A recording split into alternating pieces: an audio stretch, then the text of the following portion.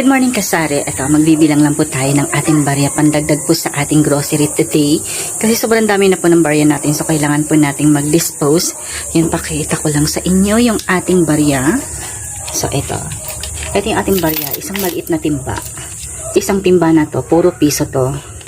Ayan, actually kumuha na ako nito ng worth 1K. Na i-dispose na natin. Dito naman natin nilalagay yung ating tigli 5, tig sa 10, tsaka tig 20 pesos. Binubukod ko para hindi tayo masyado mahirapan pag nagsukli. Kasi minsan nakakalito yung piso, tsaka yung 5 piso halos magkasinlaki lang sila. So ito yung 5 piso, tsaka yung piso. Ayun, so kailangan lang natin natingnan mabuti para ma-identify natin yung 5 piso tsaka yung piso kasi medyo magkasinlaki talaga mga kasari. So, ito yung bibilangin natin, yung tagpipiso. So, ito na. Meron po ako na ilagay dito. So, dito natin ilalagay yan. So, ayun mga kasari. Magbibilang na po tayo. So, ito yung ating bibilangin.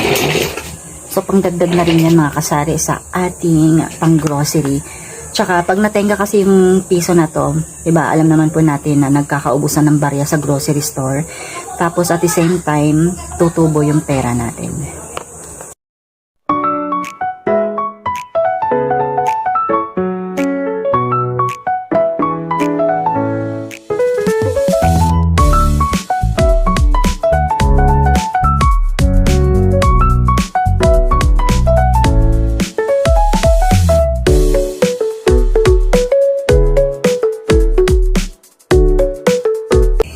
Ito na po yung nabilang natin mga kasari na barya. So, 1,000 po yung nabilang natin. Hindi po natin binilang lahat kasi sobrang bigat po.